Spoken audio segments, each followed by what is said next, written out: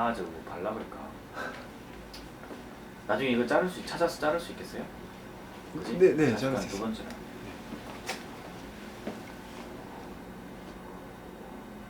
예, 과천에 가면 경마장이 있습니다. 경마장에 가서 막권 이렇게 사가지고 여러분 이거 한번 해보신 분, 예, 1등 맞추는 게임 말입니다. 그게 해보신 분, 복권 형식이죠. 그게 1등만 계속 찌르면은 그 돈을 잃을 가능성이 거의 없습니다.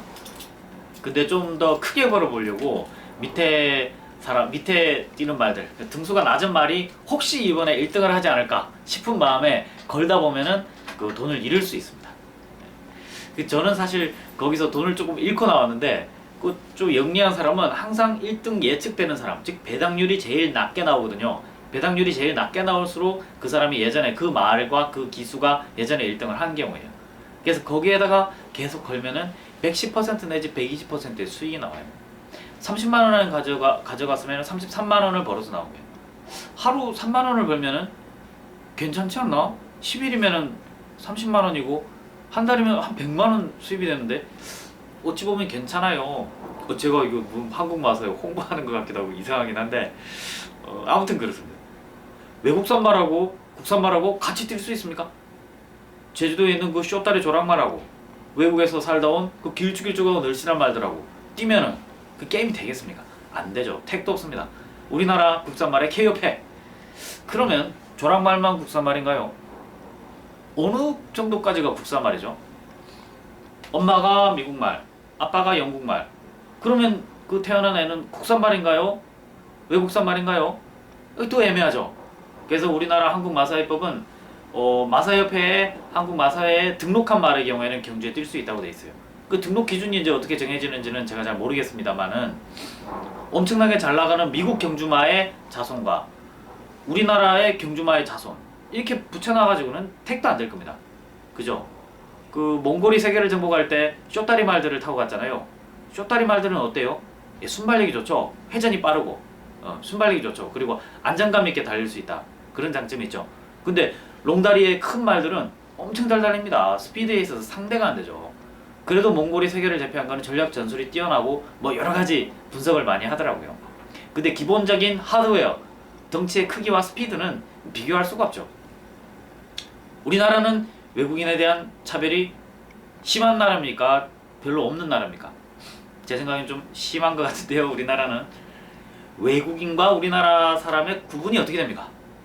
엄마 아빠가 외국인이면 우리나라에 태어난 사람은 외국인입니까? 이게 한국 사람입니까? 아이고야.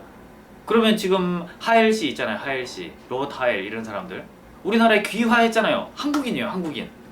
한국인 이름도 있고 국적도 한국인으로 나옵니다. 국적도 한국인인데 백인이에요. 근데 국적도 한국인인 여자와 결혼했어요. 그렇게 해서 그 태어나서 애도 백인이에요. 그 사람은 한국 사람입니까? 외국 사람입니까? 한국 사람 맞습니다. 우리나라는 어릴 때부터 단일민족 국가, 배달민족, 막 단일민족 국가 이걸 너무 많이 듣고 오다 보니까 피부색이 좀 다르거나 쓰는 말이 좀 다르거나 그러면 무조건 외국인 취급해서 우리나라 사람으로 취급 안 해요.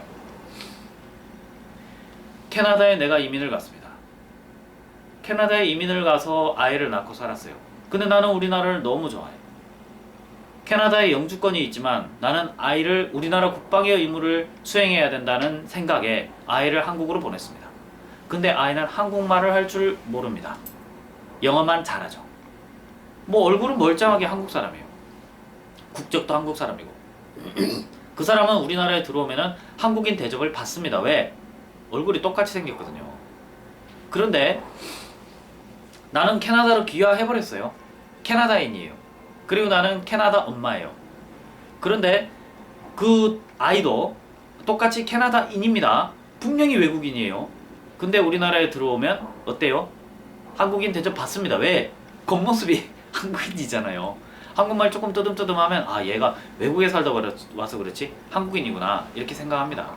그런데 내가 한국인인데 미국에 가서 흑인 여자와 결혼했다, 백인 여자와 결혼했다. 그래서 외모가 다르게 해서 들어오잖아요. 그러면 이게 외국인 취급을 또 받는 수가 생깁니다. 결국 우리나라 사람들이 외국인이냐 한국인이냐 구분하는 기준을 보면은 외모를 기준으로 하는 경우가 많다는 겁니다. 사람의 본질, 마음 심성 속에 얼마나 한국적인 요소를 가지고 있느냐, 그리고 우리나라 문화를 얼마나 좋아하고 우리나라 문화를 얼마나 잘 흡수할 수 있는지 그런 거에 대한 요소는 전혀 판단하지 않습니다. 그냥 생긴 거를 기준으로 판단하는 경우가 많다는 겁니다. 그래서 요새 새로운 단어가 나오긴 했죠. 다문화가정. 다문화가정에 대해서는 제가 나중에 좀 더 강의를 하도록 하겠지만 다문화가정 이 말이 굉장히 위험한 말이죠. 왜? 다문화가 세상에 어디 있어? 다문화 아닌 문화가 있나요? 전라도 사람하고 경상도 사람 결혼하면은 단일 문화 가정입니까? 다문화 가정입니까? 심지어 경상도 사람과 경상도 사람이 결혼을 해도 지역이 다르면 이게 다문화입니까? 단일 문화입니까? 강원도 사람하고 제주도 사람하고 결혼해 보세요. 단일 문화입니까? 다문화입니까?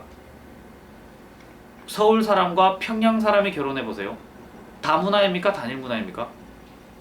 한국에 와서 30년을 산 일본인 여자와 한국인 남자가 결혼하면 이게 다문화인가요? 단일 문화인가요?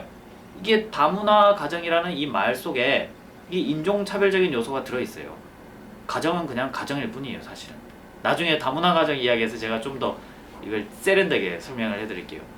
어쨌든 오늘의 강의의 핵심은 외국말, 말을 한번 생각해 보세요. 이제 한국 마사회에서 외국말도 국내말과 함께 경주에 띄게 해준대요.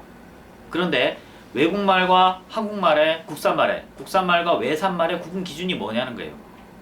아빠 엄마가 외국말이면은 그 친구도 외국말? 국내말? 그러면 아빠 엄마가 우리나라에 살다가 태어나면 그 친구는 외국말? 국산말? 그러면 국산말과 외국산말이 결혼해서 애가 나오면 그 애는 국산말? 외국산말? 어렵죠. 그러면 이쪽은 외국산말의 자손, 이쪽은 국산말의 자손, 이 둘이서 결혼해서 교배해서 A를 낳으면 이거는 외국산말, 국산말? 어렵죠. 이거 어려운 겁니다. 이게 사람에 대해서도 그대로 적용돼요. 우리나라는 말이나 사람이나 비슷하게 평가한다는 겁니다. 그 종이 어디서 왔느냐, 그죠? 그 사람이 어디서 왔느냐, 이상하게 핏줄을 따진다는 거예요. 우리나라에 존재하고 우리 문화에 포섭됐으면 그걸로 따뜻하게 안아줘야 되는데 그 핏줄을 찾는다는 거예요.